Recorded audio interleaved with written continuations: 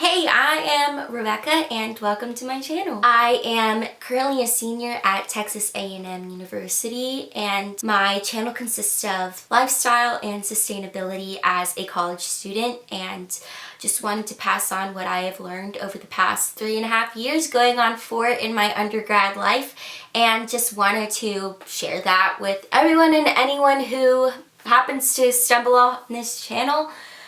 So yeah, today we are going to be talking about 20 plus items I stopped buying or using in 2020, as well as getting into more items that I want to stop using eventually in 2021.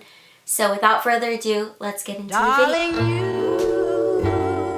You send me, I know you. So we're going to start with items I stopped using or buying in 2020, and the first item on my list that I have here on my laptop, tampons and pads. I have not bought either of these items in a very long time. I wanted to make sure that I used up all the items I already had in order to switch to, drumroll please, a menstrual cup. So if you're not aware of a menstrual cup, I recommend that you do your research, look into it, see which one is right for you. I think these are a game changer. This is what it looks like. Mine is particularly from the brand called Salt, and mine is just the soft, small one, and I have it in gray. If you are scared to try one, take it from me, who put it in incorrectly the first day and my body went into shock. But don't let that scare you. Just remember to double check the instructions, and I recommend you carry the instructions with you as you're putting it in the first time.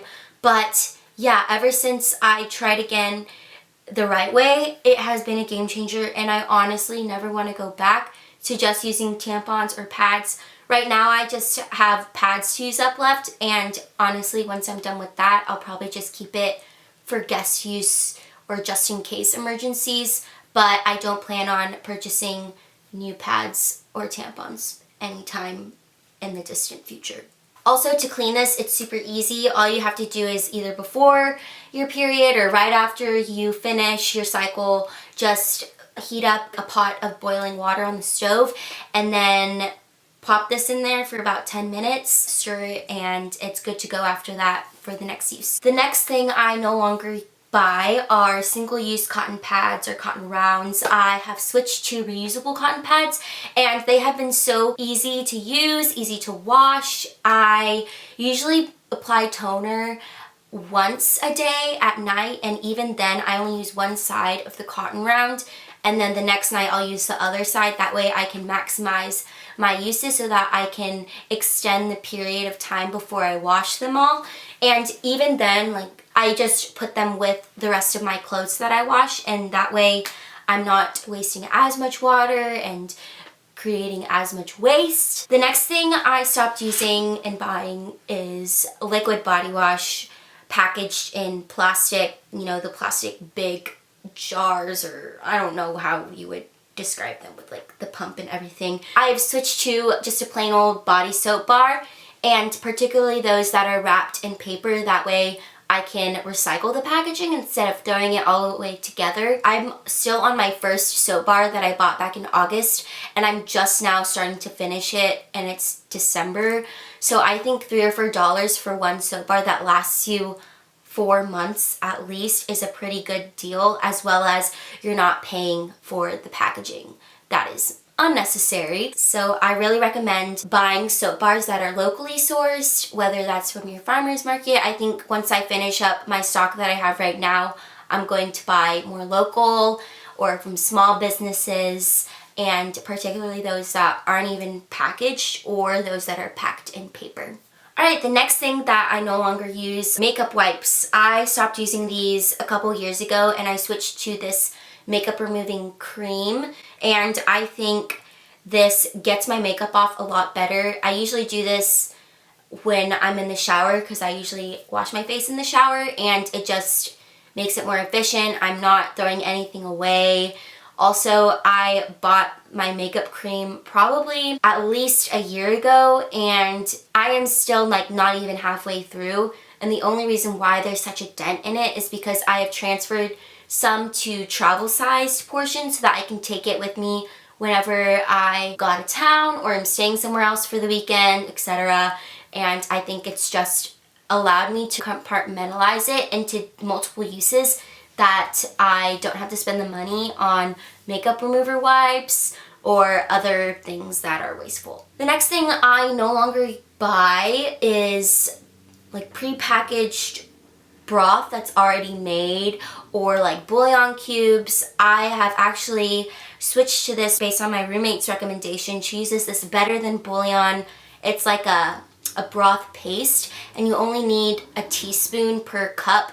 You just apply that to a cup of boiling water and then you mix it and there's your broth, and it's good for like at least 30 cups, and I've definitely gotten my use out of it. Eventually I would like to try making my own vegetable broth, but that's still something that I need to do more research and prep on before I completely commit. The next thing that I have stopped using are fast fashion online shopping sites, and this was a hard decision to stick to and abide by because I am just very much looking for deals and trying to maximize my coin for the amount of clothes that I get, but more and more realizing how much consumerism is the bane of our society, and we're not going to get into that, but basically most of the clothes that I do buy now are thrifted, secondhand, or taking the tiny steps to invest in small businesses or invest in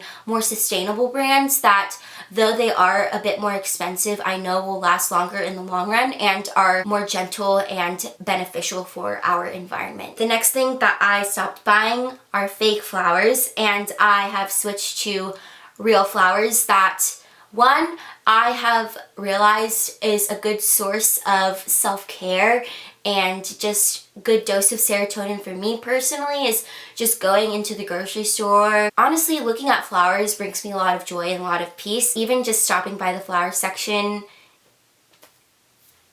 it does the job and it brightens my day just a little bit more. And I feel like flowers have multiple uses, not only to bring life, but also you can use it to decorate your house long after its time is done as a living plant. But I like to dry my flowers as well, and this is also a tip that I picked up from my roommates. And I think I don't want to call them dead, but like I have dry flowers all over my room, and I feel like it just brings a sort of nostalgia. A lot of the flowers that I do have are attached to some memories, so every time I do look at these flowers, I do think of happy memories that are associated with them. The next thing I no longer buy, and this is a really good hack and DIY for my girls with piercings, especially cartilage piercings, because we all know that those are a booty to heal. Anywho, I have stopped using this H2 Ocean piercing spray, which by all means, if you have never had a piercing aftercare spray and you want to look into trying a good one, I would totally recommend H2 Ocean spray. But I gradually realized how quickly I had been using them up, and so I just decided to take an old spray bottle that I already had on hand and fill it with water, sea salt, and a few drops of tea tree oil. That is my own homemade ear piercing aftercare spray, and I think it gets the job done. It makes applying and taking care of your piercings easier and more manageable because it's not like you're drenching your ear in salt water like you should be doing, but it's quicker. Next thing I stopped using is a stick deodorant, and it sounds kind of iffy, but trust me, crystal deodorant. I use crystal deodorant. I usually apply it after I take a shower, and then when I'm getting dressed, I spritz some perfume on my pits so that whenever I do sweat, it sweats out fragrance instead of body odor, which honestly masks the smell pretty well. The next thing I no longer use is plastic bags. So I stopped using these and instead I bring my own, and if I don't have them on hand at my grocery store, then I'll just ask for my things to be bagged in paper. The next things on my list that I do not use anymore or do not buy any more of are plastic candle lighters, and I switched to electronic. It is honestly such a game changer. I will never have to buy another candle lighter again because this is rechargeable, and you just flip the switch, press the button, put it to the wick, and your candle is lit. The next 3 items on my list kind of go hand in hand in the food department, and those are single-use sandwich bags, buying takeout for lunch, and buying coffee on the way to work. So I use reusable snack bags, and I usually pack my lunch from something that I meal prep the week before or the night before, and then I also make my coffee before I leave for work so that I don't have to buy coffee on the way and therefore spend more money. The next thing I no longer buy is foundation, and I stopped using foundation a while ago just because it never stayed on my face. It would always sweat off, to say the least, and I'm a big sweater, so most of what I do need to be covered up are my dark circles and then just little bit of dark spots. I just use a concealer to spot treat any of those problems. The next thing I stopped using and haven't used for a while is a plastic water bottle, the single-use plastic water bottles, and I'm sure this is a norm for a lot of people, but I do have my own reusable water bottle. I have a glass one that I use in winter and the fall, and then my hydro flask that I use during the summer so that my water isn't scorching when I drink it. And then at 17 we have meat. I no longer purchase meat. I'm not a vegan or a vegetarian. I just steer closer to plant-based meals and meals that are high in vegetables and grains over meat, and so I tend to buy a lot of lentils as my protein, or beans, and then lots of pastas and lots of vegetables. Honestly, it's allowed me to cut down on costs.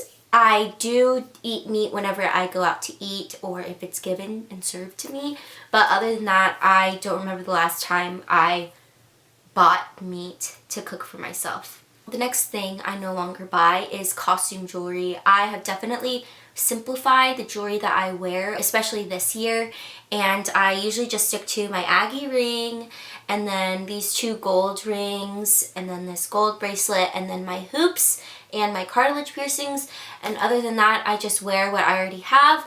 And if I am to buy more jewelry, I'm definitely investing that money into brands and products that are sustainably made, as well as advocate towards giving fair wages to the people who make them. The last things I stopped using or buying this year are already curated planners. This is my 2nd year of using a bullet journal instead, and I just love this so much better because it has allowed me to branch out my creativity and just really gives me the freedom to do whatever I want and plan however I want, because I think that was the problem with planners, is that I wanted to do so much more or wanted a new layout every time, and I have that freedom with a bullet journal. If it looks like I just woke up from a nap, it's because I did. I filmed all of my items I want to stop using in 2021, only it didn't film. Continuing on, the items I want to stop using in 2021, we're going to start off with liquid shampoo and conditioner. Just like the liquid body wash, I do want to switch to a bar version of the shampoo and conditioner. I feel like you only need a few simple ingredients. Let it lather, massage it into your scalp, and you're good to go. Is it raining outside? Oh, it's raining a good amount. Nice. I'm going to make this switch once I finish off my shampoo and conditioner that I have right now. And then once that happens, then we're going to go for more zero waste. And yes, so the next thing on my list that goes with hair is dry shampoo. I actually have the ingredients to make my own dry shampoo. I'm just waiting to finish off the rest of what I have right now. And to make your own dry shampoo, it's super simple. All you need is arrowroot starch powder, cornstarch, I think, cocoa powder for darker hair, and essential oils. You need a brush, and then you're just going to dip it in, apply it anywhere and everywhere you need, and then massage it, blend it in, and your hair is good as new again. Next thing that I have on my list is plastic wrap. I do want to eventually make the switch to beeswax wrap. I feel like it'll just make things a lot less wasteful, and it's reusable, washable, all good things. The next things I want to stop using are paper towels. I think this would be a really fun DIY idea to make your own paper towel rolls, and I think it'd be, in the long run, more worthwhile and convenient and overall better for Mother Nature. The next things that I want to eventually stop using in 2021 are, and they go hand in hand, dryer sheets and big liquid laundry detergent. So I have a big thing of dryer sheets that I'm using up right now. So I think once I'm done with those, I would love to make my own wool dryer balls and then maybe just like apply some essential oils just to give it that fresh laundered, dried smell. Dry clothes smell. For the big liquid laundry detergent, I would just love to make my own and, you know, just simplify but also mitigate waste. The penultimate thing I have on my stop using list is a plastic razor. I, in all honesty, don't really shave my legs all that often, especially right now. But it's winter, no one's gonna be seeing my legs. Anywho, I think it'd be really cool to invest in a safety razor where if you see like the side by side for how much it costs to replace a razor head for plastic razors and then to replace the metal head on a safety razor, all in all, you will save so much more money on investing the coin in a safety razor in the long run versus a plastic razor. And the final thing that I have on my list is on the more interesting side, and that's because I would want to try to stop using store-bought toothpaste. Not toothpaste, but like store-bought, meaning I would like to try and make my own. And this is one of those things where I would definitely have to try it out before I stick to it.